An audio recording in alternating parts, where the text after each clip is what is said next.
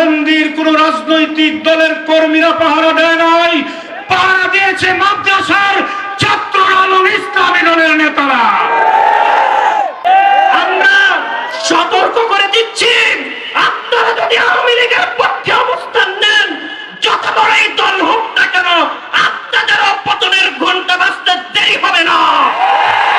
Abraham লিঙ্কনের মতাদর্শ যদি তারা চালাইতে চায়, যে আদর্শ মানবতার মুক্তি হয়, এমন এক আদর্শ আমরা বুকে লালন করি, যে আদর্শে মানবতার মুক্তি আছে, মুক্তি আছে বিশ্ব মানবতার, ঠিক কিনা বলে? যে ইমাম মসজিদের সকল বৈষম্য দূর করে মসজিদকে নিয়ন্ত্রণ করতে পারে, সেই ইমাম যখন রাষ্ট্রের নেতৃত্ব দিবে, সমস্ত দুর্নীতি বন্ধ হয়ে যাবে। এই গৌরীপুরে অনেক তন্ত্র মন্ত্র দেখেছেন আপনারা। আসসালামু আলাইকুম ওয়া রাহমাতুল্লাহি ওয়া বারাকাতুহু। হামিদান ওয়া মুসাল্লিয়ান ওয়া মুসলিমান, আম্মা বাদ। বাংলাদেশ খেলাফত মজলিস গৌরীপুর উপজেলা শাখা কর্তৃক আয়োজিত আজকের গণসমাবেশের মুহতারাম সভাপতি, মঞ্চে উপস্থিত আছেন গৌরীপুরের মাটি ও মানুষের নেতা আলহাজ ফজলুর রহমান সাহেব। প্রধান অতিথি হিসেবে উপস্থিত হবেন বাংলাদেশের মানুষের রাজনৈতিক ও আধ্যাত্মিক রাহবার, কারণ ইজ্জতিত আলেম দ্বীন আলহাজ আল্লামা মামুনুল হক হাফিজাহুল্লাহ। ও সংগ্রামী ভাইয়েরা, সংগ্রামী সাথী বন্ধুগণ, গৌরীপুরের মাটিতে আজকের এই গণজোয়ার প্রমাণ করে আগামীর বাংলাদেশ হবে ইসলামের বাংলাদেশ, আগামীর বাংলাদেশ হবে খেলাফতের বাংলাদেশ, আগামীর বাংলাদেশ হবে আল্লামা মামুনুল হকের বাংলাদেশ। সংগ্রামী সাথী বন্ধুগণ, একটি সমাজ, একটি রাষ্ট্র, একটি দেশ যখন উন্নতির দিকে যেতে চায়, মাথা উঁচু করে দাঁড়াতে চাই, তখন দুটি গুণের প্রয়োজন। একটি হচ্ছে সততা, আর একটি হচ্ছে সাহসিকতা। যদি কোনো নেতৃত্বের মাঝে সততা না থাকে, আর যদি সে রাষ্ট্রীয় ক্ষমতায় বসে, তাহলে সে দেশের টাকা চুরি করে বিদেশে বাড়ি করবে। যদি তার মাঝে সততা না থাকে, তাহলে সে গরিবের কষ্ট অর্জিত টাকা দিয়ে তার সন্তানকে বিদেশে লেখাপড়া করাবে। যদি তার মাঝে সততা না থাকে, সে দেশের টাকা ব্ল্যাক মানি করে বাংলাদেশ থেকে পালিয়ে যাবে। আর যদি সাহসিকতা না থাকে, সে আমার বাংলাদেশকে ভারতের কাছে বিক্রি করে দিবে।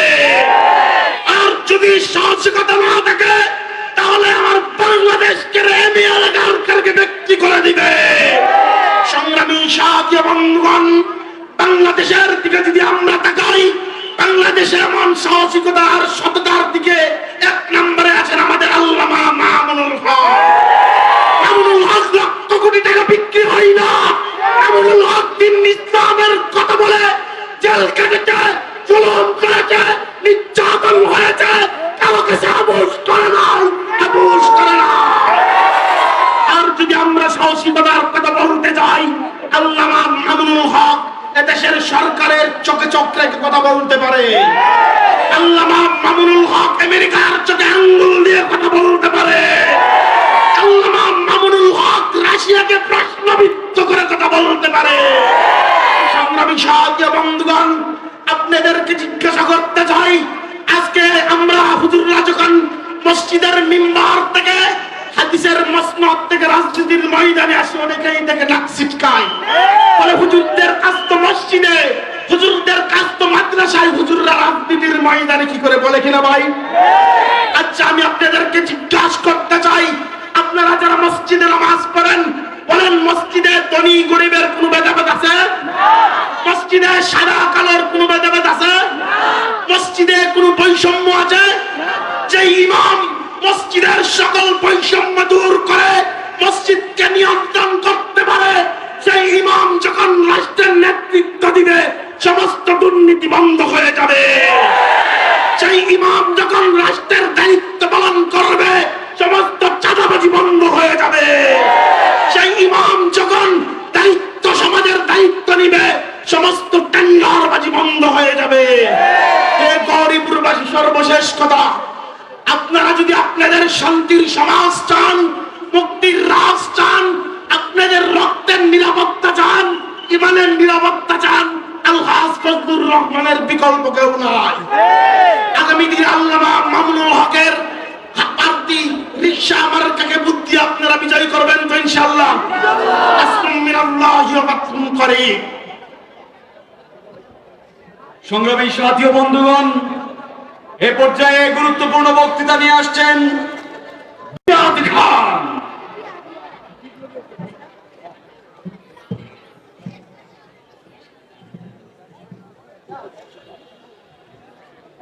আসসালামু আলাইকুম ওয়া রাহমাতুল্লাহি ওয়া বারাকাতুহু। قال الله تعالى في القرآن العظيم ومن لم يحكم بما أنزل الله فأولئك هم الفاسقون ومن لم يحكم بما أنزل الله فأولئك هم الظالمون صدقت يا رب العالمين وقال النبي صلى الله عليه وسلم الصدق ينجي والكذب يهلك أو كما قال النبي صلى الله عليه وسلم। বাংলাদেশ খেলাফত মজলিস কর্তৃক আয়োজিত, গৌরীপুর উপজেলা কর্তৃক আয়োজিত আজকের সমাবেশের সম্মানিত সভাপতি, উপস্থিত আছেন আজকের রিক্সা মনোনীত প্রার্থী মোহাম্মদ ফজলুর রহমান সাহেব, উপস্থিত আছেন আমার তৌহিদি জনতা। অনেক বক্তৃতা হবে, আমাদের উস্তাদ আসবেন, আমাদের শায়েখ আসবেন, নেতা আসবেন, আপনাদেরকে মন ভরে আলোচনা শোনাবেন। তবে আমি এতটুকু কথা বলতে চাই, আমি আপনাদেরকে এতটুকু মেসেজ দিতে চাই, যদি আব্রাহাম লিঙ্কনের অনুসারীরা যদি গণতন্ত্রের রাজনীতির চর্চা করতে পারে, মুসলমান ঘরের সন্তান হয়ে আমার কোরআনের আদর্শের রাজনীতি কেন করতে পারবো না? চিন্তাইকারী যদি চাঁদাবাদ রাজনীতির ঘোষণা দিতে পারে, বিএনপি যদি রাজনীতির ঘোষণা দিতে পারে, যদি মন্ত্রিত্বের আসন যদি তারা ভাগাভাগি করতে চায়, আব্রাহাম লিঙ্কনের মতাদর্শ যদি তারা চালাইতে চায়, যে আদর্শ মানবতার মুক্তি হয়, এমন এক আদর্শ আমরা বুকে লালন করি, যে আদর্শে মানবতার মুক্তি আছে, মুক্তি আছে বিশ্ব মানবতার, ঠিক কিনা বলে? আফসোসের বিষয়, যখন আমরা রাজনীতির কথা বলি আর সেকুলার যারা নাস্তিক পন্থার, ওরা বলে হুজুর বেঠা কেন রাজনীতির কথা বলবে? রাজনীতির অধিকার কোরআনে আছে, ঠিক কিনা বলেন? রাজনীতি কোরআনে তেলাওয়াত করবে, ঠিক কিনা বলেন? আমেরিকার রাজনীতি চলবে না, রাশিয়ার রাজনীতি চলবে না, ভারতের দালালি চলবে না, ঠিক কিনা বলেন? আফসোসের বিষয়, কোরআন দিস ইজ দ্য কমপ্লিট। আল-ইয়াওমা আকমালতু লাকুম দীনাকুম ওয়া আতমামতু আলাইকুম নি'মাতি আলাইকুম ওয়ালিল্লাহুম্মা মালিকাল মুলক ওয়াল মাইটি আল্লাহ সৈসট। আল্লাহ সুপার পাওয়ার, পৃথিবীর ক্ষমতার মালিক। অর্থনৈতিক সমস্যা কোরআন দিতে পারে, রাষ্ট্রীয় সমস্যা কোরআন দিতে পারে, জীবন ব্যবস্থা কোরআন দিতে পারে। পৃথিবীর কোন ধর্মে যা অর্থনৈতিক ব্যবস্থাপনা নাই, ইসলামে অর্থনৈতিক ব্যবস্থা আছে। আল্লাযীনা ইম্মাক্কান্নাহুম ফিল আরদ আকামুস সালাত, কোরআনে শাসন ব্যবস্থা আছে। ওয়া কাতাবনা ফিহা আন্নান নাফসা বিন নাফস ওয়াল আইনা বিল আইন ওয়াল আনফা বিল আনফ। প্রশ্ন ছুড়ে মারেন, কোরআন প্রশ্নের উত্তর দেয়। যেই সেক্টরে প্রত্যেকটা ক্ষেত্রে, জায়গায়, মহল্লায়, রাষ্ট্রীয় ক্ষেত্র, পারিবারিক জীবনে, সামাজিক জীবনে, প্রত্যেকটা ক্ষেত্রে কোরআনই সমাধান দেয়। আফসোস, আব্রাহাম লিঙ্কনের অনুসরণ করি, গণতন্ত্রের চর্চা করি, জাসদের চর্চা করি, বাসদের চর্চা করি, কিয়ামত পর্যন্ত, যতদিন পর্যন্ত মুসলিম সমাজ কোরআন হাদিসকে আঁকড়ে না ধরবে, আব্রাহাম লিঙ্কনের মতাদর্শে শান্তি আসবে না, আসবে না, আসবে না, ঠিক কিনা বলেন? ৭১-এর দেখেছি, ২৪-এর রাজনীতি দেখেছি, ৭২-এর কথা শুনেছি। আমাদের শায়েখ বলেছেন, যেখানে অন্যায় সেখানে প্রতিবাদ, ঠিক কিনা বলেন? যেখানে অন্যায় সেখানে প্রতিবাদ। এই চাঁদাবাজ আর দেশে টিকে থাকতে পারবে না। স্বৈরাচার যেভাবে পালিয়েছে, চাঁদাবাজ আবার পালাবে। ইসলাম ঐক্যজোট হয়েছে, বাংলার সমস্ত আলেম হাতে হাত রেখেছে, কাঁধে কাঁধ মিলিয়েছে। আগামীর বাচ হবে কয়টা? কয়টা হবে? অনলি ওয়ান, বলেন অনলি ওয়ান। ইনশাআল্লাহ আগামী দিনে আমাদের গৌরীপুরের রিকশাপতিকে জয়যুক্ত করবেন তো ইনশাআল্লাহ? করবেন তো ইনশাআল্লাহ? নাসরুম মিনাল্লাহি ওয়া ফাতহুন করিম। আসসালামু আলাইকুম ওয়া রাহমাতুল্লাহি ওয়া বারাকাতুহু। আসসালামু আলাইকুম ওয়া রাহমাতুল্লাহি ওয়া বারাকাতুহু। ইন্নাল হামদালিল্লাহ ওয়াস সালাতু লিআহলিহা আম্মা বা'দ। ফাকাদ ক্বালা আল্লাহু তাআলা ইন্নাহুম ফিতয়াতুন আমানু বিরাব্বিহিম ওয়া জিদনাহুম হুদা। প্রিয় সংগ্রামী ময়মনসিংহের তারুণ্য, আপনারা প্রিয় ময়মনসিংহের সাহসী তারুণ্য, 5 আগস্ট পরবর্তী এই বাংলাদেশের পরিবর্তনের চাবিকাঠি আজ আপনাদের হাতে। এই জনপদের প্রতিটি শিক্ষার্থী, প্রতিটি স্কুল, প্রতিটি মাদ্রাসা, প্রতিটি বিশ্ববিদ্যালয়, প্রতিটি পাড়া আজ আপনাদের দিকে তাকিয়ে আছে। আজকের তারুণ্য যদি চাঁদাবাজের বিরুদ্ধে অবস্থান নেয়, আজকের তারুণ্য যদি অন্যায়ের বিরুদ্ধে অবস্থান নেয়, ইসলামী মূল্যবোধকে হা বলে, আগামীকাল গৌরীপুরবাসী পরিবর্তন হয়ে যাবে, গৌরীপুরের উন্নতি হবে ইনশাআল্লাহ। এবং সাথে সাথে সকল ধরনের অন্যায়, ক্রাইম, জুলুম, চাঁদাবাজি সমূলে উৎপাটন হয়ে যাবে। প্রিয় উপস্থিতি, কাজে এমন নেতৃত্ব নির্বাচন করুন, যিনি হবেন এমন নেতা নির্বাচন করবেন না যিনি হবেন একদিকে চাঁদাবাজি করবে, অপরদিকে সন্ত্রাসী করবে। যেই নেতা শরিয়া আইনে অবিশ্বাসী হবে, যেই নেতা টেম্পো স্ট্যান্ড আর বাস স্ট্যান্ডের চাঁদাবাজিতে লিপ্ত হবে, এমন নেতা দ্বারা গৌরীপুরে কখনো উন্নয়ন সম্ভব নয়। প্রিয় উপস্থিতি, আল্লাহ তাআলা কোরআনে বলেছেন, ইন্নাহুম ফিতয়াতুন আমানু বিরাব্বিহিম ওয়া জিদনাহুম হুদা। তারা কিছু তরুণ যা তাদের প্রতিপালকের প্রতি ঈমান এনেছে, আর আমি আল্লাহ তাদের হেদায়েত আরো বৃদ্ধি করে দিয়েছি। এই আয়াতে আল্লাহ তাআলা আসহাবে কাহাফের তরুণদের সাহসের ভূমিকা উল্লেখ করেছেন, যারা সময়ের সবথেকে বড় স্বৈরাচারের বিরুদ্ধে চোখে চোখ রেখে অন্যায়ের বিরুদ্ধে অবস্থান নিয়েছিল। কাজেই আজকের তরুণদের সময়ের সবথেকে বড় অন্যায়, যত বড় অন্যায় হোক না কেন, তার বিরুদ্ধে অবস্থান নিতে হবে। কিন্তু বড় দুঃখের সাথে আমরা লক্ষ্য করছি, আমাদের মধ্যে কিছু লোক, 5 আগস্ট পরবর্তী কিছু লোক, তারা বড় দল হতে পারে, তারা আওয়ামী লীগের কিছু ভোট পাওয়ার জন্য, আওয়ামী লীগের কিছু সিম্পেথি পাওয়ার জন্য তাদেরকে গণহত্যাকারী ফ্যাসিস্ট বলতে রাজি নয়, যদিও আদালতের রায় হয়ে গিয়েছে। আপনাদেরকে আমরা স্মরণ করিয়ে দিতে চাই, মুস্তাদরাক হাকিমে রাসূল সাল্লাল্লাহু আলাইহি মুস্তাদরাক হাকিম উল্লেখ আছে, রাসূল সাল্লাল্লাহু আলাইহি সাল্লাম বলেছেন, ইদা রাআইতা উম্মতি তাহাবু আন তাকুলা লিয-যালিমি ইয়া যালিম ফাকাদ তুতিয়া মিনহুম। যখন দেখবে আমার উম্মতের একটি অংশ জালিমকে জালিম বলতে ভয় পায়, ফ্যাসিস্ট বলতে ভয় পায়, গণহত্যাকারী বলতে ভয় পায়, তখন ধরে নিবে তাদের পতনের ঘন্টা বেজে গেছে। আমরা সতর্ক করে দিচ্ছি, আপনারা যদি আওয়ামী লীগের পক্ষে অবস্থান নেন, যত বড়ই দল হোক না কেন, আপনাদের পতনের ঘন্টা বাজতে দেরি হবে না। হামিদাও মুসাল্লিয়া মুসাল্লিমা আম্মা বা'দ। বাংলাদেশ খেলাফত মজলিস গৌরীপুর উপজেলা শাখার উদ্যোগে আয়োজিত আজকের এই গণসমাবেশে উপস্থিত রয়েছেন গৌরীপুরের মাটিয়া মানুষের নেতা আলহাজ মোহাম্মদ ফজলুর রহমান। এছাড়াও উপস্থিত রয়েছেন কেন্দ্রীয় দায়িত্বশীল বৃন্দ, বাংলাদেশ খেলাফত যুব মজলিসের মুহতারাম কেন্দ্রীয় সভাপতি মুফতি জাহিদুজ্জামান ভাই। এছাড়াও উপস্থিত রয়েছেন উপজেলা জেলা পর্যায়ে বিভিন্ন দায়িত্বশীল বৃন্দ এবং আমার সামনে উপস্থিত মৃত্যু শপথে উদ্দীপ্ত যুবক ভাইরা।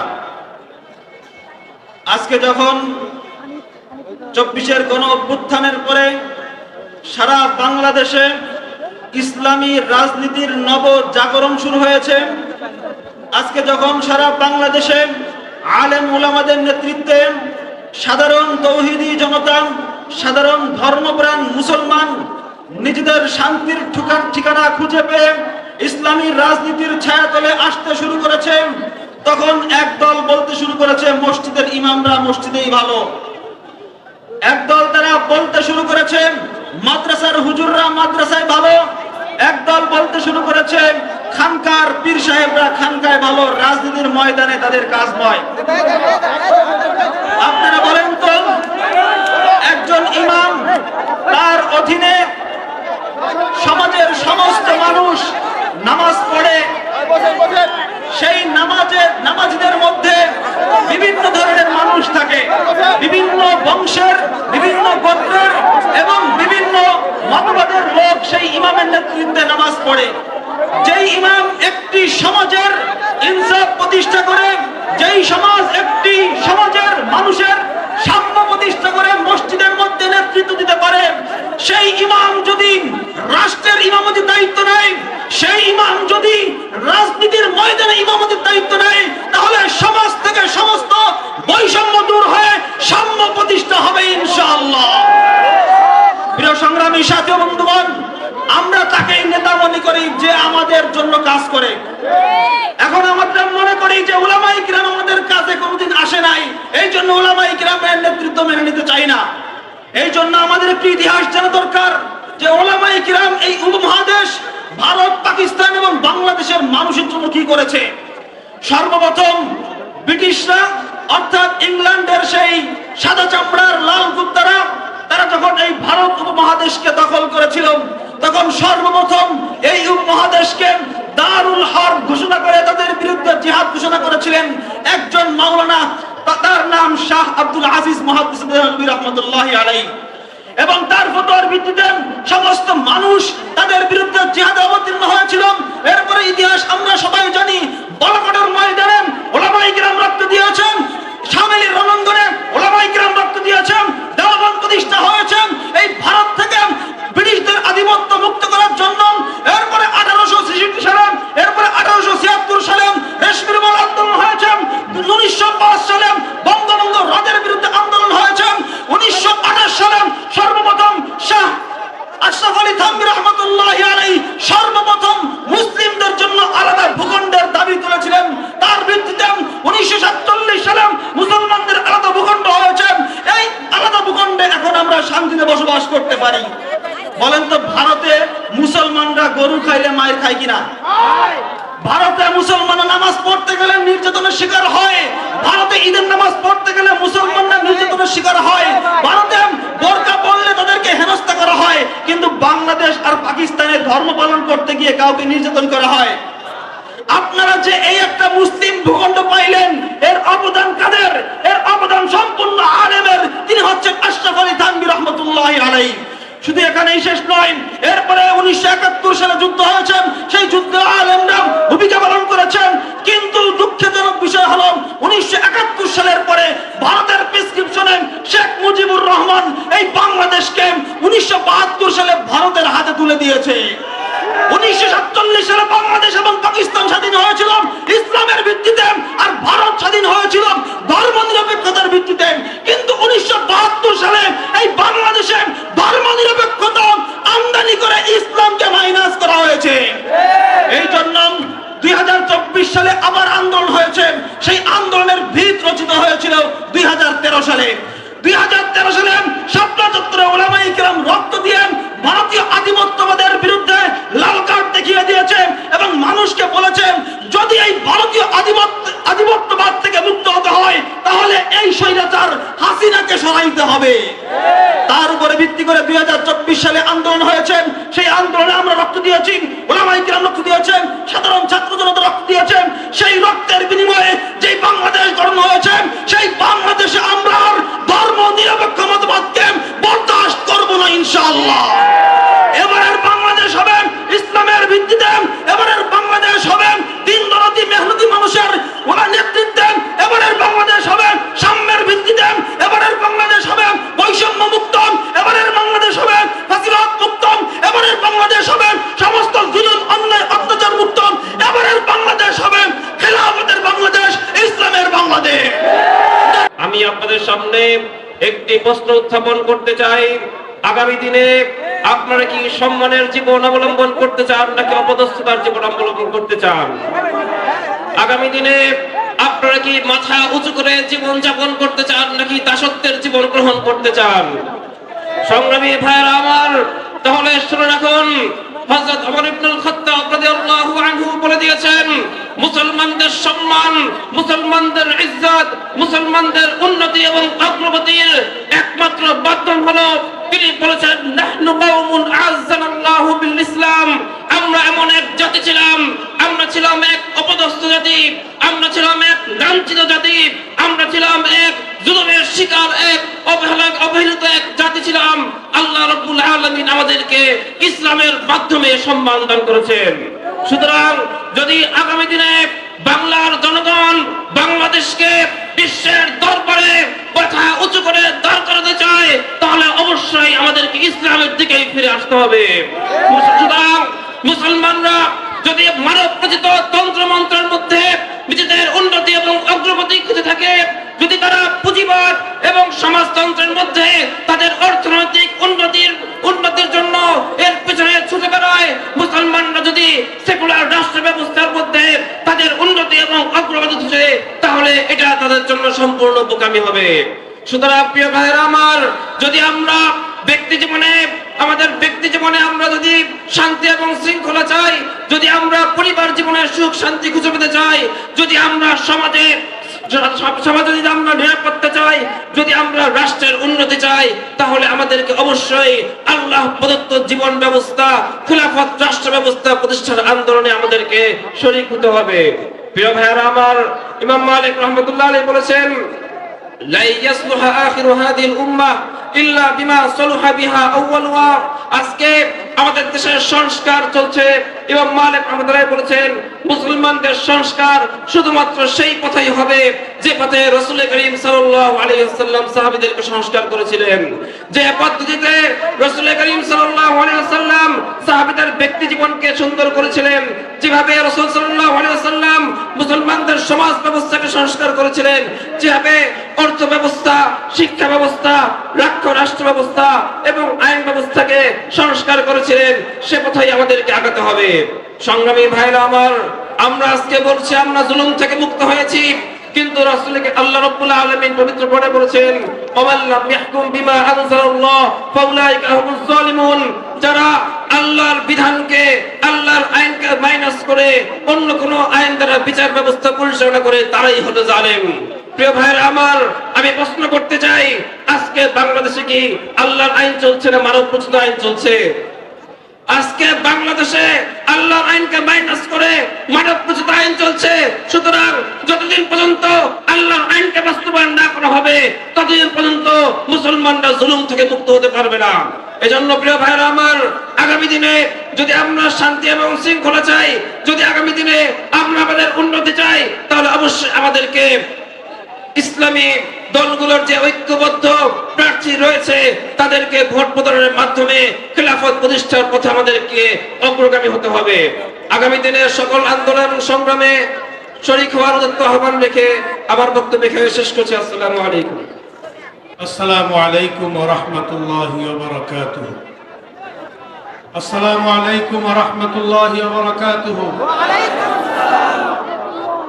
ইন্নাল হামদুলিল্লাহ والصلاة والسلام على رسول الله أما بعد। বাংলাদেশ খেলাফত মজলিস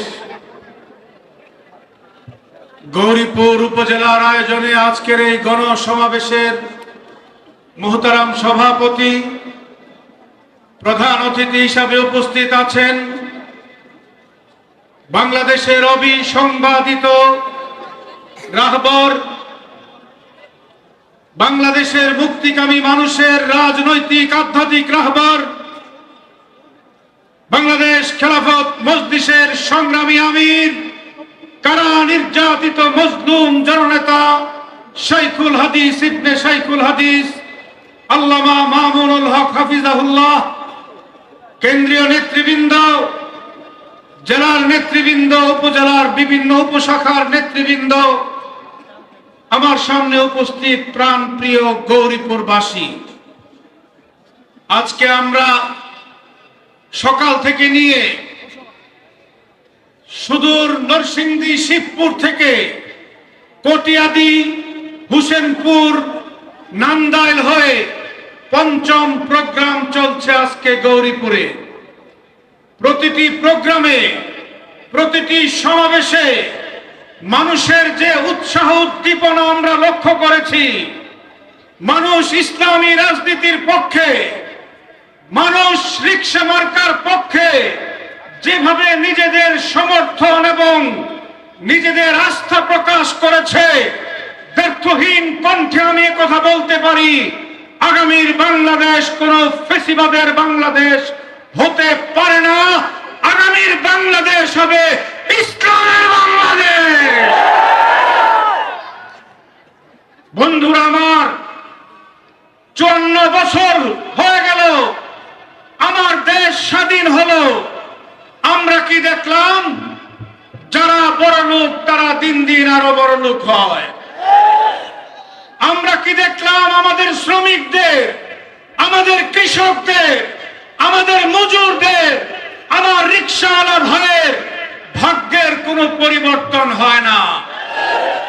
আমরা বিগত সরকারের আমলে লক্ষ্য করেছি, ছাত্রলীগের একটা ইউনিয়নের প্রেসিডেন্ট কিংবা সেক্রেটারি যে হয়েছে, ফকিন্নির ছেলে 6 মাস যাওয়ার পরে সে কোটিপতি বনে গেছে।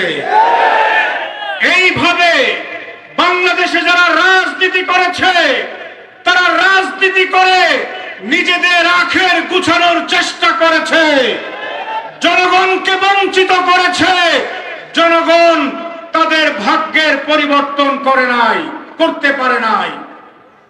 আজকে 24-এর বিপ্লবের পরে, অভ্যুত্থানের পরে বাংলাদেশের মানুষ এবার সিদ্ধান্ত নিয়েছে, পুরানো রাজনৈতিক দল দিয়ে আর হবে না।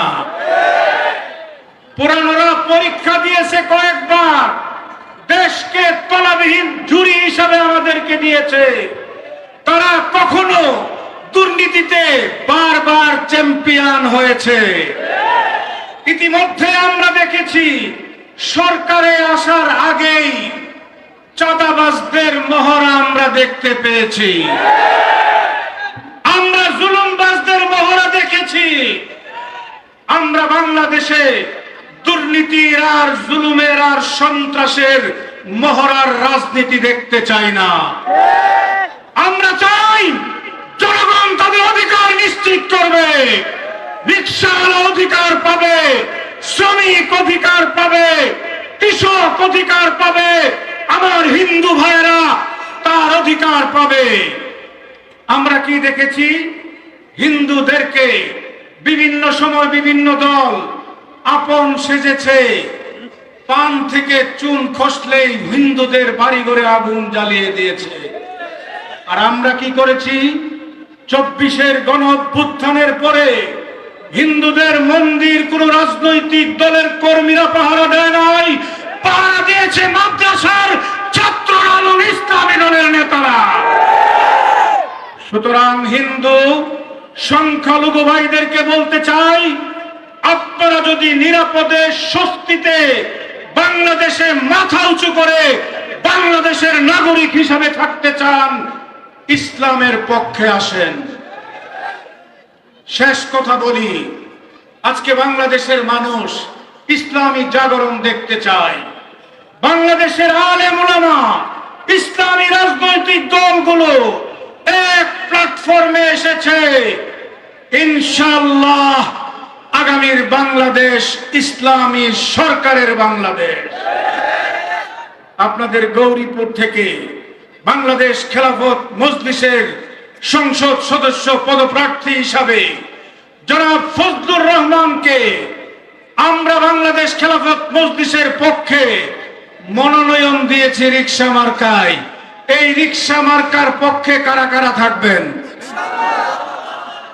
ইনশাআল্লাহ রিকশার বিজয় হবে, এদেশে ইসলামী সরকার হবে আল্লামা মামুনুল হকের নেতৃত্বে। রাজি আছেন তো ইনশাআল্লাহ? সেই দিন দেখার অপেক্ষা এবং আকাঙ্ক্ষা রেখে কথা শেষ করছি। আসসালামু আলাইকুম ওয়া রাহমাতুল্লাহ। বাংলাদেশ খেলাফত মজলিসের রিকশা মার্কার মনোনীত প্রার্থী আলহাজ ফজলুর রহমান। রহমান।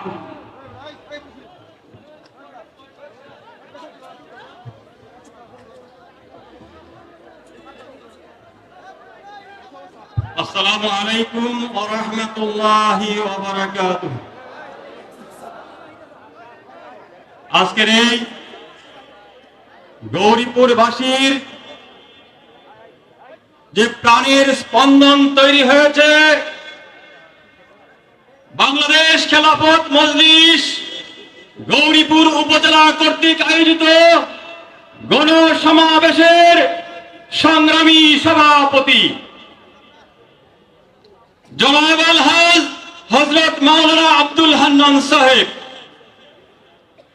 আজকের এই সমাবেশে আমাদের হৃদয়ের স্পন্দন বাংলার এই 20 কোটি মানুষের মুক্তির রহবর আমিরে মজলিস শাইখুল হাদিস ইবনে শাইখুল হাদিস আল্লামা মামুনুল হক। নারে তাকবীর, নারে তাকবীর। বাংলাদেশে কোন নেতা আছে? এই কোন সে নেতা? এই কোন সে নেতা? উপস্থিত আজকের এই গণসমাবেশের বিশেষ অতিথি,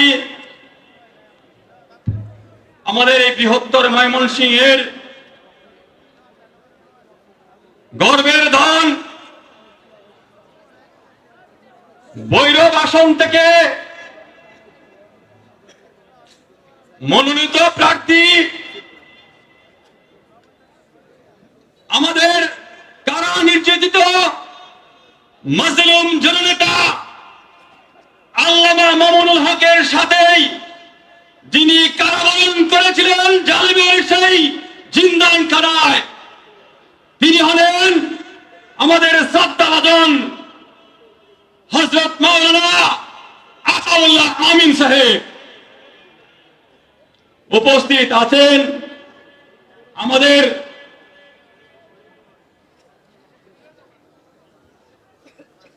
কেন্দ্রীয় সাংগঠনিক সম্পাদক মাওলানা হেদায়েতুল্লাহ হাদি সাহেব। উপস্থিত আছেন সাধারণ সম্পাদক বাংলাদেশ খেলাফত মজলিসের পূর্ব জেলার মুফতি শামসুল ইসলাম রহমানী সাহেব। আমি আজকে গৌরীপুরের সন্তান হিসেবে সব সময় কথা বলতে পারবো, কিন্তু আমাদের হৃদয়ের স্পন্দন জেগেছে যার কারণে, যার উসিলায় তিনি আমাদের মাঝে উপস্থিত। গৌরীপুরের মাটি আজকে ধন্য, কি বলেন আপনারা? এই গৌরীপুরে এই জাতি ধ্বংসের অনেক কারিগর এসে ফাঁকা বুলির মিথ্যা বক্তৃতা করেছে।